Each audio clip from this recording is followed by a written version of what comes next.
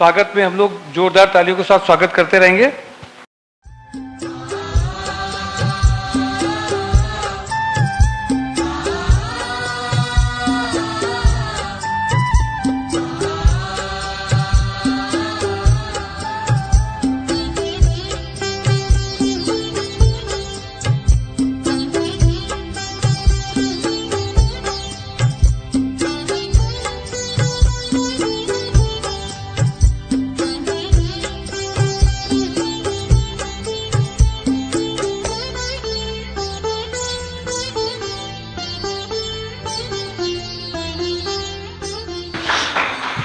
ओम शांति।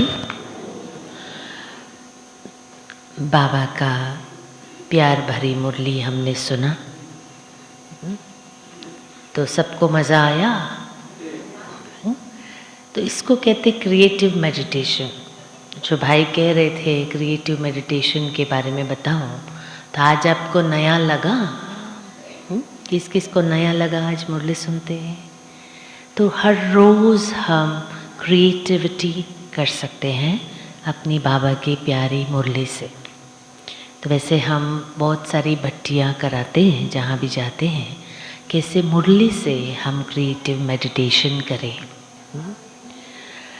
क्योंकि मुरली हमारे जीवन का श्वास है। तो मुरली की गहराई में जब हम जाएंगे तो हमारा जीवन दिव्य और श्रेष्ठ बनेगा। तो ऐसी ही बात मेरे जीवन में हुई, कैसे बाबा ने मुरली के द्वारा हमेशा अपना प्लान बताया, जिसको कहते हैं God's plan, how God thinks, वो हम मुरली के द्वारा जान सकते हैं। How what is God's mind, वो भी हम मुरली के द्वारा जान सकते हैं। तो इसी तरह मेरा लाइफ भी गॉड्स प्लान ही है, क्योंकि हम 100 कुमारियाँ 92 में मधुबन गए थे। हम सभी बैठे थे, जैसे आप सभी बैठे हो, ऐसे बड़ी दादी, दादी प्रकाशमणि, आप सभी ने देखा होगा, हाथ उठाए हैं। अच्छा, जिसने देखा है, फ़ोटो में तो देखा ही होगा, तो सभी हाथ हिला सकते हो।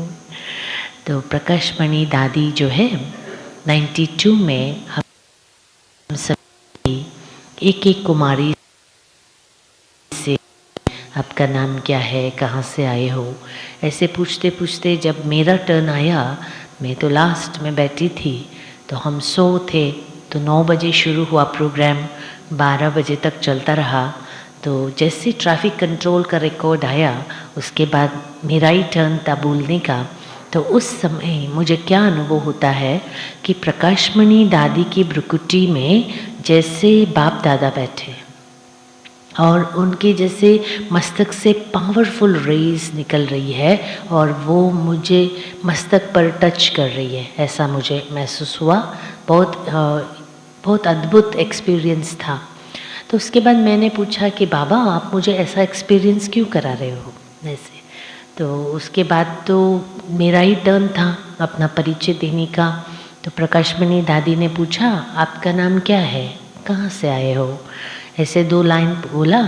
तीसरा लाइन दादी कहती है बाबा को दादी को आप बहुत अच्छे लगते हो, यही रह जाओ।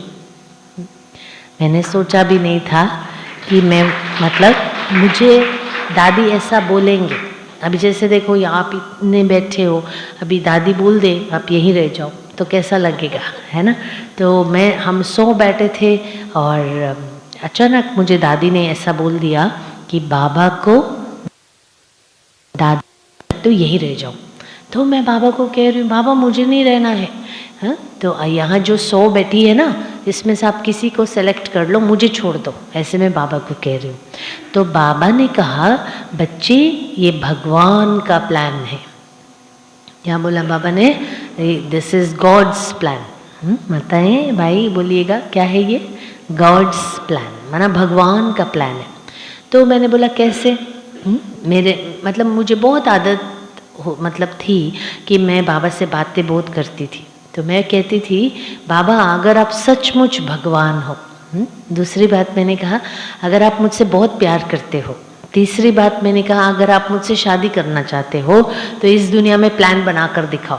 तो बाबा मुझे वो बात याद दिला रहे थे, तुमने बोला था ना कि अगर तुम सचमुच भगवान हो और अगर तुम मुझसे प्यार करते हो, अगर तुम मुझसे शादी करना चाहते हो तो उस दुनिया में प्लान बना कर दिखाओ।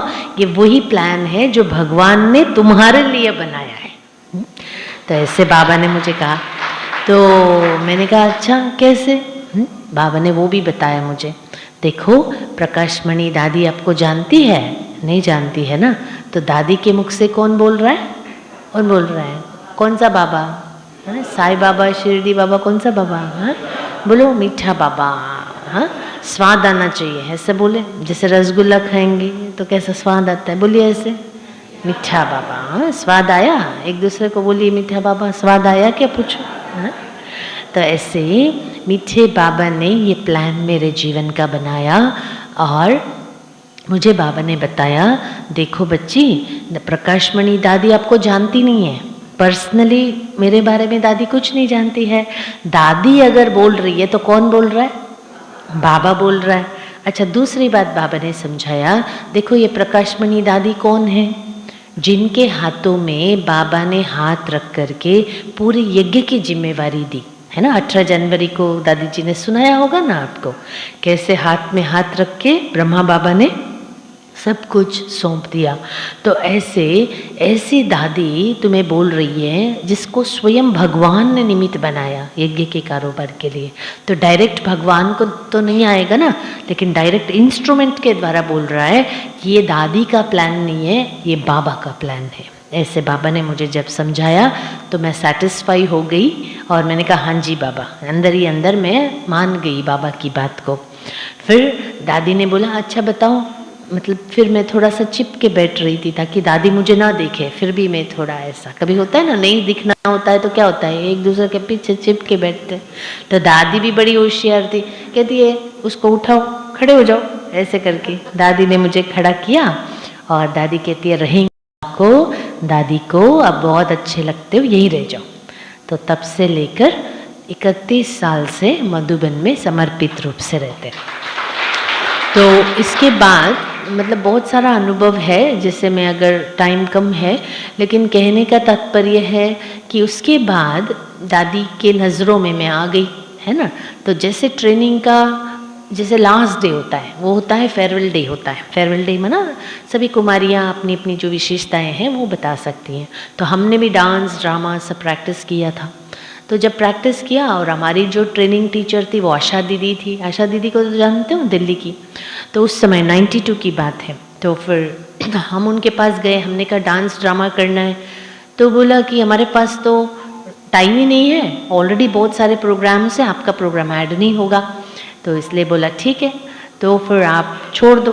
तो मैंने कहा ठीक है। मैं बाबा के कमरे में कि मैं चली गई और बाबा को बोला देखो बाबा ये तो हमारे टाइम का वैल्यू नहीं कर रहे, मुझे तो डांस करना है। ऐसे करके ऐसे मतलब बाबा से बात करते करते मैं सो गई।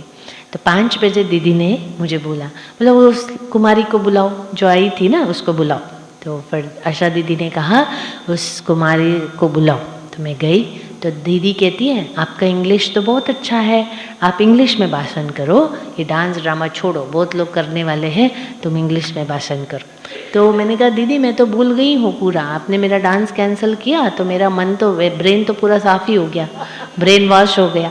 तो बोलते नहीं नहीं कोई बात नहीं, आप बाबा मैं बाबा के कमरे में गई और मैंने बाबा को कहा कि बाबा आप मैं डांस करना चाहती हूँ, तो आप मेरा मतलब भाषण करवाना चाहते हो, आपका तो प्लान हमेशा दूसरा ही होता है, तो जो भी आप चाहे वही होगा। ऐसे मैंने बाबा को कहा। फिर जब मैं वापस मतलब जहाँ स्टेज पर गई तो मैंने देखा एक तरफ सारे भाई बैठे थे, बड़े भाई, और दूसरी तरफ सारी दादियाँ बैठी थी।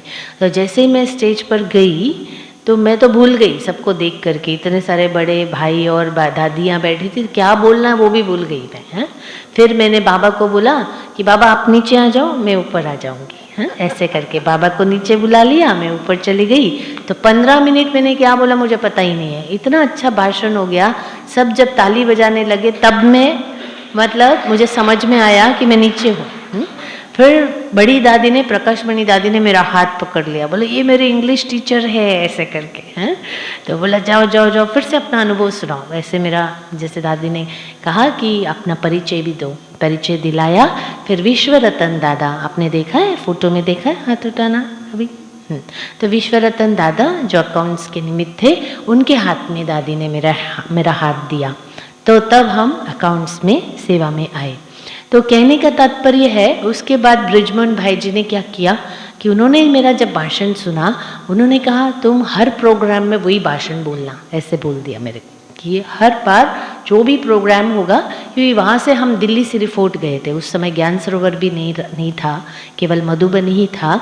तो फिर श्री फोर्ट में हमारी प्रैक्टिकल ट्रेनिंग होता था, साउथ एक्सटेंशन में दिल्ली में।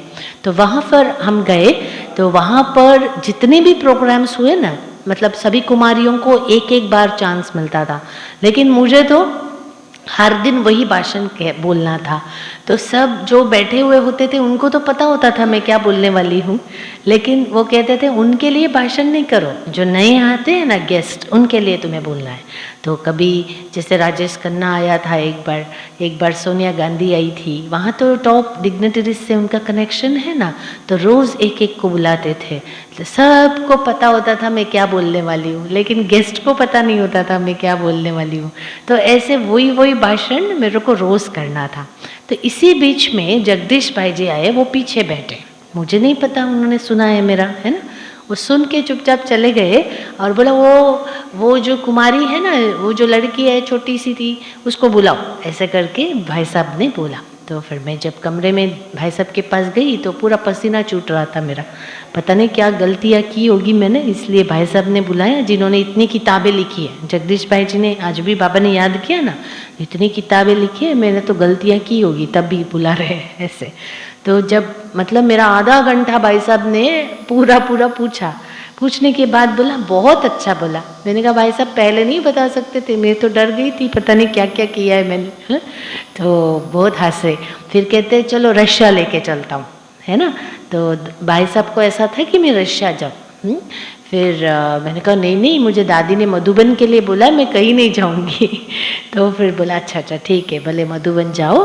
फिर दादी ने भी, मुन्नी दीदी है ना जो दादी के साथ साथ रहते हैं, तो उनको बोला ये इस कुमारी को मैंने पसंद किया है, इसे रोज़ मेरे पास आएगी, है ना। रोज़ मैं दादी के पास जाती थी ना, तो फिर मुन्नी दीदी देखते थे मैं रोज़ टाइम पे चली जाती हूँ 6:30। तो मुन्नी दीदी ने कहा तुम रोज़ बड़ी दादी को स्टेज पे ले जाओ। तो 16-17 साल जैसे मैंने दादी का हाथ पकड़ा है ना, ऐसे मैं प्रकाशमणि दादी का हाथ पकड़ करके दादी को स्टेज पर ले जाती थी, जैसे शॉल वॉल डालना, फिर क्लास के बाद फिर लेकर आना। तो ये भी ड्यूटी मिल गई थी रोज़ प्रकाशमणि दादी के साथ जाने की। उनको छोड़ करके जब भी फॉरेन सीजन होता थी तो दादी जानकी के सामने बैठ जाती थी। मैं सोचती थी इतनी छोटी सी दादी है, ये वेस्टर्न माइंड को कैसे ओपन करती है, माना कैसे भगवान को ये जानती है, और सारी दुनिया में इतना, जैसे आज बाबा ने विचार सागर मंथन कहा, तो दादी का बहुत अच्छा ये स्पेशलिटी होता था कि कैसे विचार सागर मंथन करना है। तो दादी का क्लास में एक भी मिस नहीं करती थी। दादी शांतिवन में तो मैं भी शांतिवन, दादी ज्ञान सरोवर तो मैं भी ज्ञान सरोवर। तो दादी देखती थी ये कुमारी क्या करती है, प्रकाशमणि दादी को छोड़ती है, फिर आके मेरे क्लास में बैठ जाती है।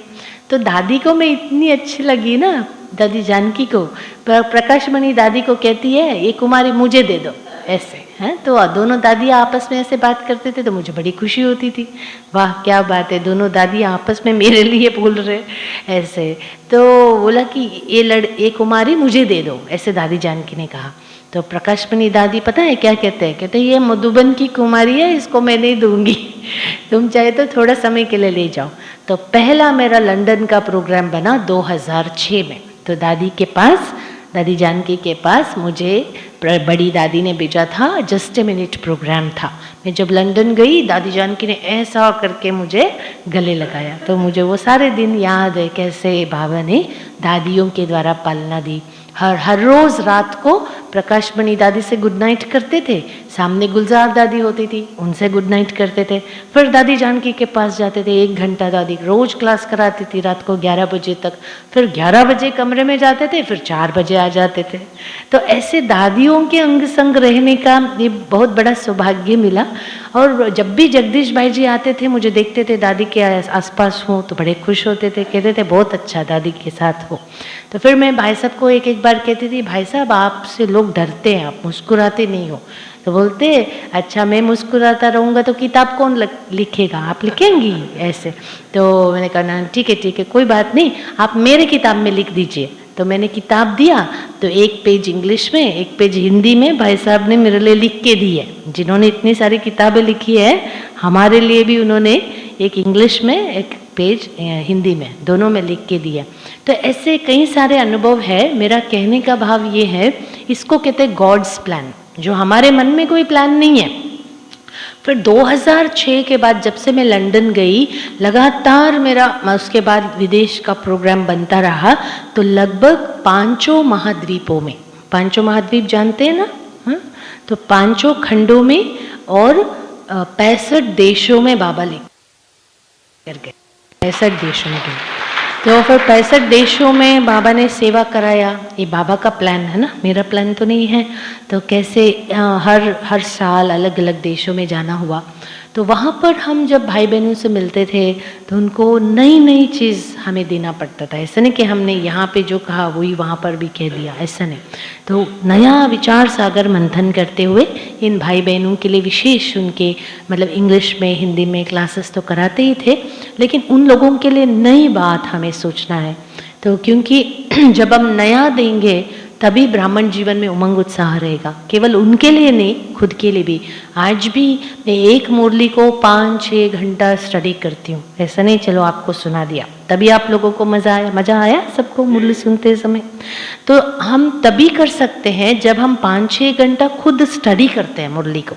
तो मैं मतलब मेरा जो निश्चय है वो मुरली से है। बाबा की जो मुरली है उसको लेकर के, जैसे बाबा कहते हैं ना डुबकी लगाना, तो ऐसे मैं मुरली लेकर के 5-6 घंटा में खुद स्टडी करती हूँ।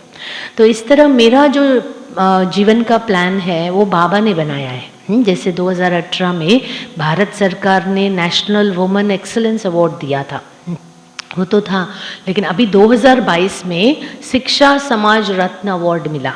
वो भी मतलब राधे कृष्णा, सर्वेपल्ली राधे कृष्णा जो अवार्ड होता है दिल्ली में, वो मिला। तो अभी भी हम मार्च में जाएंगे। जैसे देखो बाबा कैसे कराता जाता है एक एक चीज़। तो एक एक चीज़ जो बाबा ने मेरे जीवन में कराया वो मैंने नहीं सोचा, लेकिन मैंने क्या किया, सच्चे दिल पर साहिब राजी, मेरी अपनी बुद्धि को मैंने बाबा के साथ लगाया। मन बुद्धि दिल बाबा के साथ। जब हम बाबा के साथ हर काम करेंगे तो हमारा जीवन का प्लान कौन बनाएगा? हाँ, बाबा बनाएगा ना। वही मेरा जीवन का आधार है कि कैसे बाबा ने एक एक स्टेप पर मुझे गाइड किया। तो आज भी जितने भी शिविर होते हैं, मतलब शांति वन में पहले तो डायमंड हॉल में होता था, मतलब कोरोना से पहले डायमंड हॉल में होता था। एक साथ 6,000-7,000 भाई बहनें होते थे। तो उन सबको जैसे क्लासेस कराना, एंकरिंग भी करेंगे तो क्लासेस भी कराएंगे। तो इस तरह से पहले तो डायमंड हॉल में होता था, अभी लास्ट ईयर मनमोहिनी वन में हुआ। इस साल भी भाई बहनें आएंगे, देखो कहाँ पर होता है। कोरोना के कारण छोटा प्रोग्राम होने लगा मनमोहिनी वन में, पहले डायमंड हॉल में होता था। तो इस तरह पहले जब हम अकाउंट्स ऑफिस में थे विश्व रतन दादा के साथ, तब हम अटेंडेंस भी लेते थे। हम कहेंगे कानपुर किदवाई नगर, तो दादी ऐसे करते थे तो याद नहीं होगा शायद दादी को, क्योंकि वो बहुत पुरानी बात है। तो हम कहते हैं गोल्ड और सिल्वर से अभी परमात्मा ने डायमंड बांटने की सेवा दी है। परमात्मा के ज्ञान रतन कैसे हमें बांटना चाहिए, कैसे हम अपने जीवन में उसको ग्रहण करें, कैसे धारण करें, ये सेवा बाबा ने दी है। तो डायमंड हॉल में डायमंड्स बांटने का सौभाग्य बाबा ने दिया। तो ऐसे शिविर भी कराते हैं। तो भारत और विदेश में दोनों जगह पर हम भट्टियाँ भी कराते हैं, स्पेशली मुरलीस को लेकर के, कैसे मुरली के आधार पर हम भट्टी करें। मेन तो यही हमारा एम रहता है। फिर कंपनीज में भी अलग अलग प्रकार के प्रोग्राम्स कराते हैं। तो आज आप सभी देवी देवताओं को हाँ, बाबा ने जो कराया वो बाबा ने कराया। खास मैं दादी जी से मिलने आई थी, दादी से वरदान लेने आई थी, ब्लेसिंग लेने आई थी, तो आप सभी देवी देवताओं का भी दर्शन मिल गया, ठीक है ना। तो कहने का भाव क्या है कि बाबा के प्लान पर चलेंगे तो बाबा हमारे जीवन का प्लान बनाएगा। ये सारी बातें क्यों बता रही हूँ कि बाबा का प्लान क्या है। जैसे ब्राह्मण जीवन में बाबा कहते हैं रोज अमृत वेला करो, है ना। आप में से जिन भाई बहनों ने कभी भी अमृत वेला मिस नहीं किया वो हाथ उठाना, कभी नहीं। देखो कितना कम है ना। तो आज से गया वो हो गया, लेकिन आज से हम क्या करेंगे, बोलिए क्या करेंगे। पावरफुल अमृत वेला रोज करेंगे, बोलिए करेंगे। हाँ, दोनों हाथ हिलाइए जरा, पक्का। हाँ, आज से बिल्कुल मिस नहीं करना है। हाँ, ठीक है, पक्का करेंगे। फिर से हाथ उठाना, बाबा वीडियो ले रहा है ऊपर से। पक्का करेंगे। तो माया भी देख रही है, आना बाहर आना, मैं देख लूंगी। क्या बताएंगे, हाँ जाना, मैं भी देख लूंगी। क्या बोलेंगे माया को। हाँ भाई, माया कहाँ रहती है, तपोवन में कहाँ रहती है, एड्रेस क्या है। हाँ, कानपुर में कहाँ रहती है माया, एड्रेस पता है। हाँ, तो बाबा कहते हैं कि माया से क्या डरना जब भगवान तुम्हारे साथ है। इसलिए आज हम सब प्रतिज्ञा करेंगे, बोलिए सभी, मीठे बाबा। थोड़ा खुशी खुशी से बोलिए, बोलिए मीठे बाबा, प्यारे बाबा, मेरे लवली लवली बाबा, आज से पावरफुल अमृत वेला जरूर करेंगे। बीच बीच में मिस भी करेंगे। नहीं, ठीक से सुन रहे हो, सुन रहे हो। अच्छा, नहीं करेंगे पक्का। कई भाई बहने बहुत होशियार रहते, कहते ठीक है बाबा आ जाओ, आप भी सो जाओ हमारे साथ। हाँ, हर काम आपके साथ ही तो करना है ना। पुरुषार्थ क्या है, बाबा के साथ हर काम करना। तो ऐसे नहीं चलो बाबा आ जाओ, आप भी सो जाओ, नहीं। क्योंकि अमृत वेले के बाद नींद कैसे होती है, नींद मीठी मीठी होती है। देखो सब मुस्कुरा रहे हैं, अनुभव है। हाँ? तो वैसे रात को नींद नहीं आती है, लेकिन सुबह सुबह देखो भाई कह रहे बहुत अच्छा है ना। हाँ, बहुत अच्छा आता है। तो इसी तरह माया भी उसी समय आती है। तो माया के कस्टमर बनोगे या बाबा के, बाबा के कि माया के। दोनों हाथ उठाओ जो माया के बनेंगे। नहीं, अच्छा, जो बाबा के बनेंगे वो हाथ उठाओ, पक्का। हाँ ठीक है, तो सभी खुद के लिए जोरदार ताली बजा दो। हाँ? तो आज से हम किसके कस्टमर बनेंगे, बाबा के या माया के। पक्का पक्का पक्का। इसलिए हम पूछते रजाई चाहिए या राजाई चाहिए। रजाई मना ठंडी लगती है तो ओढ़ के सो जाते हैं। राजाई मना मन बुद्धि संस्कार पर राज करने वाले, कर्म इंद्रियों पर राज करने वाले। क्या करना चाहते हो, राजा बनना चाहते हो या दास बनना चाहते हो। कौन कौन राजा बनेंगे, फिर से हाथ उठाओ। अच्छा, बाबा देख रहा है, माया भी देख रही है। अच्छा, इतने हो, रावण भी देख रहा है, बाहर आना, तो डरना नहीं, ठीक है। तो हम सब बाबा से कहेंगे कि आज से हम पावरफुल अमृत वेला करेंगे। बोलिए सभी, क्या करेंगे, पक्का पक्का करेंगे। तो सभी खुश है। हाँ भाई, वो गीत बजाना, वो मेरा बाबा है, सबको पसंद है ना। हाँ, वो गीत बजेगा तो सब बाबा के साथ प्रतिज्ञा भी करेंगे ना। करेंगे नहीं करेंगे, बोलिए करेंगे कि नहीं करेंगे। क्या करेंगे, नींद करेंगे नहीं, क्या करेंगे, पावरफुल अमृत वेला। इसलिए क्या करना है, जहां जहां सोते हो वहां नहीं बैठना। कई बार क्या होता है, जहां सोते वहीं बैठने से क्या हो जाता है, फिर पूछो कैसा हुआ अमृत वेला, बहुत अच्छा हुआ दीदी, कहाँ गए थे। हाँ, बोले परम धाम में सीधा। तो इसलिए जहाँ पर सोते हो वहाँ ही बैठना नहीं है, वहाँ से उठ के हाथ मुंह धो करके फिर कहीं और बैठना है ना। और दूसरी बात क्या है कि बहुत ही बाबा कहते हैं बहुत नींद आ रही हो तो ऐसे नहीं बैठ जाना, आप थोड़ा चक्कर लगाओ, हाँ, कुछ मुरली पढ़ लो, फिर योग। हमें मुरली पढ़ के योग करके ही सोना है, ठीक है। करेंगे ऐसा, कौन कौन अब तक करते हैं ऐसा, रात को मुरली और योग कौन करता है। तो कैसे मिस करते हो, पूछा ना, तो फिर हाथ तो नहीं उठाया था, है ना। तो आज से हम क्या करेंगे, रात को भी मुरली पढ़ के योग करके फिर सोएंगे। पसंद है, हाथ हिलाओ ऐसा। हाँ, सबको पसंद है। हाँ, तो रात को क्या करना है, बाबा के गोदी में सर रख के सोना है। किसके गोदी में? हाँ, ब्रह्मा बाबा के गोदी में रख लो अपना सर, फिर अनुभव करो जैसे बाप दादा की सर्व शक्तियां मेरे अंदर प्रवेश कर रही है और बाबा मुझे सुला रहा है और बाबा मुझे फिर 4 बजे उठाएगा। तो ऐसे बाबा की गोदी में सर रखकर हम नींद करेंगे, मुरली पढ़ के योग करके सोएंगे, तो अमृत वेला कैसा होगा? अच्छा होगा ना? अच्छा होगा या बहुत अच्छा होगा? तो इसलिए आप सब बहुत अच्छा बनना चाहते हो या अच्छा बनना चाहते हो? नहीं, खुशी से नहीं बोलते हो, बोलिए कैसा बनेंगे? बहुत अच्छा कि बहुत अच्छा? तो बहुत अच्छा बनने के लिए आज से गुस्सा पक्का? हाँ, किस को गुस्सा आता है? हाथ उठाना। अच्छा, सबको आता है, देखो सबको आता है। किसको नहीं आता है? कभी नहीं। देखो 1-2 माताएं, उनको भी पता नहीं है, उनके बाल बच्चे भी बहुत है गुस्से के, है ना? तो इस तरह हम एक जगह पे प्रोग्राम कराने गए थे, तो जहाँ प्रोग्राम कराने गए थे तो वहाँ जैसे आप लोग बैठे हो, ऐसे माताएं सब भाई बैठे थे। उस समय क्रोध मुक्त वर्ष चल रहा था। कौन सा? अच्छे से बोलिए, कौन सा वर्ष? क्रोध मुक्त वर्ष, है ना? तो बाबा ने जो बातें बताई थी हमने सब संगठन में बताई। तो सुनने के बाद एक माता मेरे पास आई दौड़ के, दीदी 1 मिनट। तो मैंने बोला क्या? बोलती है, देखो दीदी, घर में ना मेरा राज्य चलता है। पहली बात इसने बता दी। क्या बोला? घर में मेरा राज्य चलता है। चलो मैं गुस्सा ना भी करूं, लेकिन मेरे को ऐसा अपना रूप रखना पड़ता है। तो उसके लिए मैं क्या करूं, आप बताओ?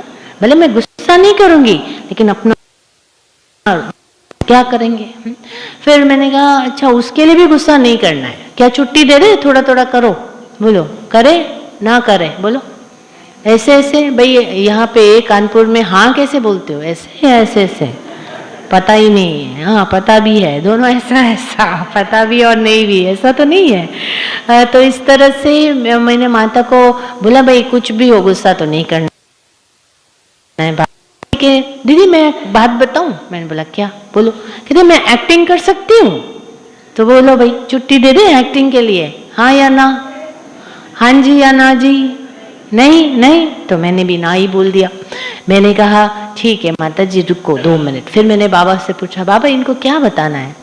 तो फिर जो मुझे टच हुआ उस समय, मैंने माता को कहा 3 दिन के लिए। कितने दिन के लिए? खुशी से बोलिए, नाश्ता नहीं किया? मैंने भी नहीं किया। बोलिए कितने दिन? 3 दिन। हाँ, 3 दिन के लिए आप घर जाओ और जब भी आपकी बहुएं, 3 बहुएं और 3 बेटे थे उसके घर में, तो जब भी आपकी बहुएं कुछ अच्छा काम करे ना, जैसे आपने पानी मांगा, पानी दे दी, तो उस समय मुस्कुराते हुए कहना बहुत अच्छा।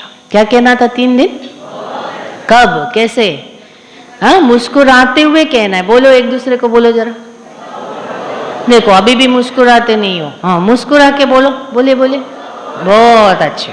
तो ऐसे मैंने बोल दिया। तो माता घर गई और सारा दिन बहुओं ने देखा, जब भी जैसे कुछ मांग रही थी, दे रहे थे ना, तो माता ने जब भी ऐसा कहना था, हाँ, जब भी बहू ने अच्छा काम किया, माता ने क्या कहना था?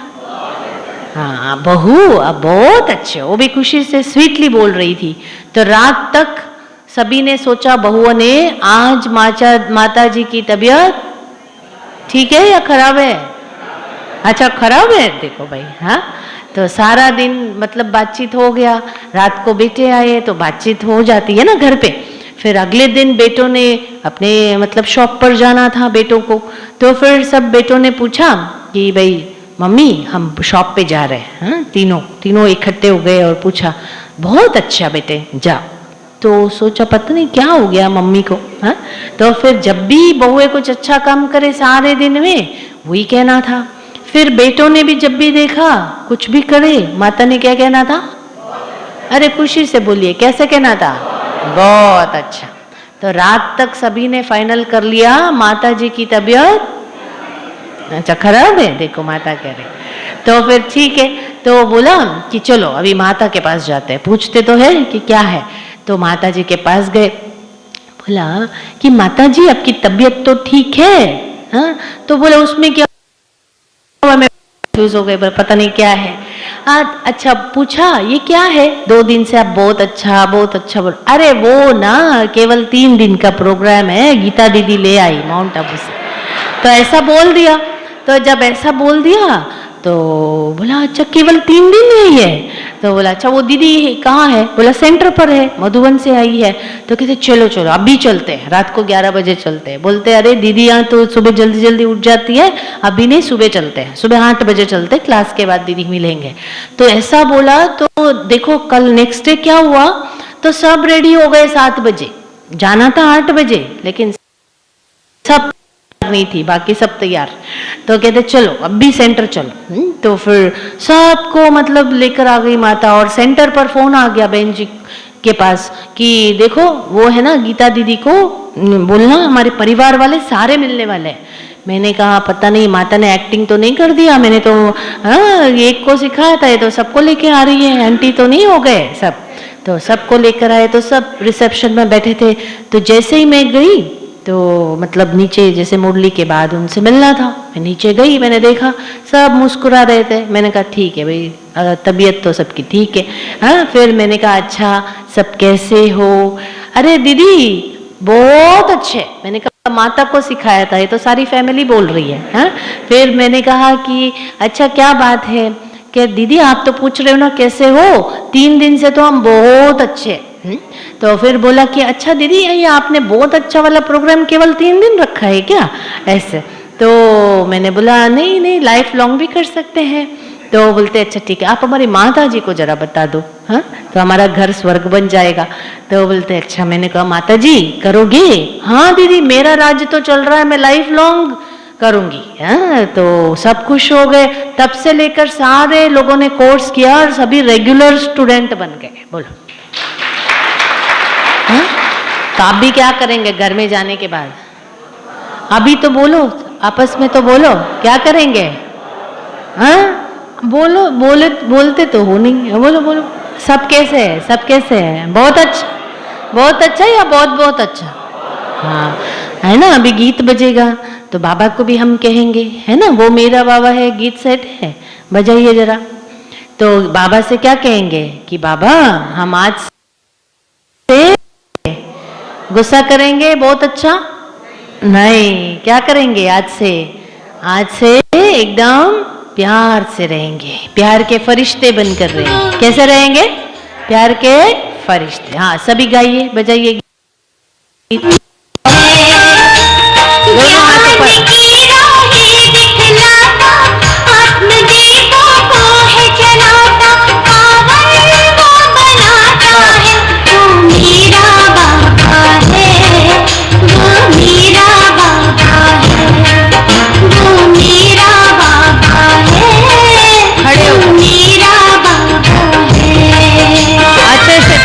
बाबा के साथ साथ करना है।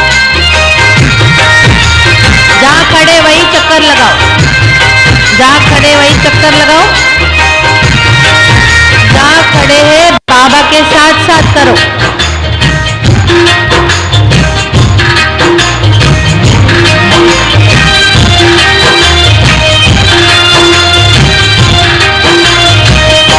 गाइए। दूर वतन का रहने वाला, मीठे बच्चे कहने वाला। हाँ एक दूसरे का हाथ पकड़ लीजिए, एक दूसरे का हाथ पकड़ो दोनों। दूर वतन का रहने वाला, मीठे बच्चे कहने वाला, करुणा प्रेम दया का सागर, करुणा प्रेम दया का सागर दिल में अपने। हाथ छोड़ो दोनों हाथ से ताली बजाओ।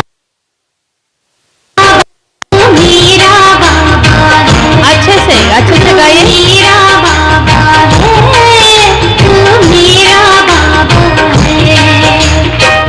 जहाँ खड़े वही राउंड लगाओ, जहाँ खड़े वहीं पर। सतयुग में बाबा के साथ साथ रास करो।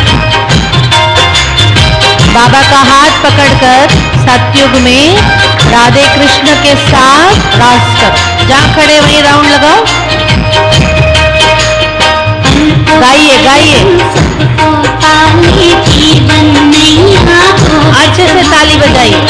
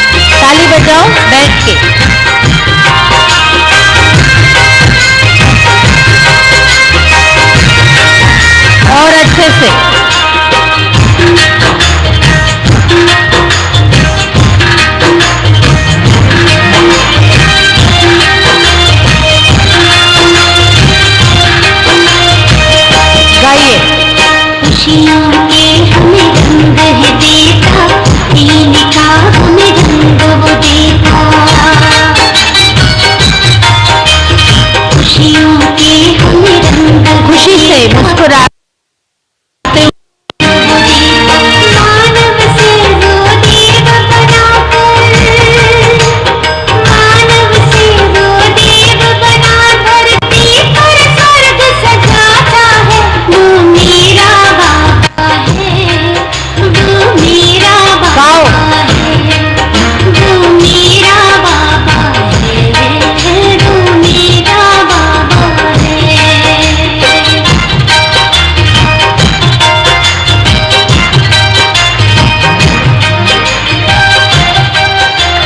अभी सभी महसूस करेंगे बाबा के भाग्य को।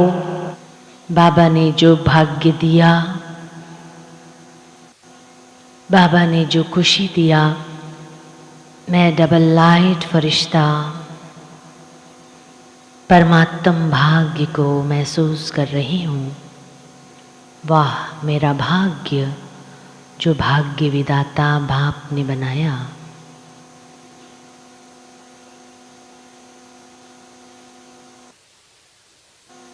उड़न कटोले में बैठ जाओ। देखो कैसे वतन से बाबा गोल्डन पुष्पक विमान भेज रहा है आपके पास। मैं प्यार का फरिश्ता उस गोल्डन पुष्पक विमान में बैठ रही हूँ।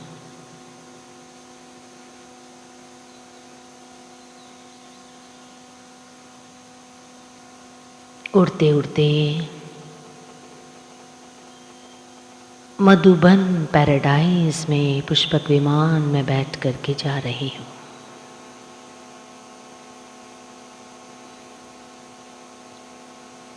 खास बाबा ने मेरे लिए ये पुष्पक विमान भेजा है।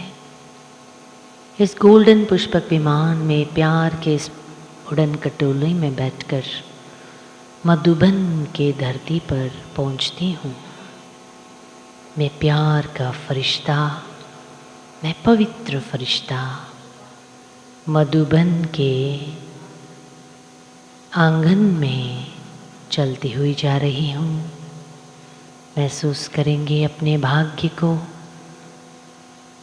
चलते चलते मैं देख रही हूँ कैसे बाबा आंगन में खड़े हैं।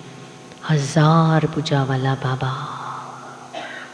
विश्व के आदि पिता, साक्षात शिव के भाग्यशाली रथ ब्रह्मा बाबा मेरे स्वागत में खड़े हैं। स्वयं भगवान मेरा स्वागत कर रहा है। ब्रह्मा बाबा के भ्रुकुटी में पवित्रता का सागर शिव बाबा चमक रहे हैं। बाबा स्वयं मेरा स्वागत कर रहा है। मेरा हाथ पकड़कर बाबा मधुबन के आंगन में लेकर जा रहा है। वाह मेरा भाग्य, स्वयं भाग्य विदाता वरदाता बाप मेरे साथ साथ चल रहे हैं। बाबा खुद चारों धाम मधुबन के 4 धाम की यात्रा करा रहा। महसूस करेंगे अपने भाग्य को। बाबा का हाथ पकड़कर मैं मधुबन के हिस्ट्री हॉल में जा रही हूँ। वहाँ के चित्र को देखते हुए अपने जीवन को चरित्रवान बनने की, बाबा जैसा चरित्र बनाने की दृढ़ संकल्प करती हूँ। बाबा आज से शांत स्वरूप आत्मा बन, शांति के फरिश्ते बन, प्यार के फरिश्ते बन। प्यार से व्यवहार करूँगी घर में। जैसे आपने सच्चे प्रेम से हर एक आत्मा को प्यार का प्रसाद बांटा, इसी तरह मैं भी सिंपल और सैंपल बनकर प्रेम का प्रसाद सबको बांटूंगी बाबा।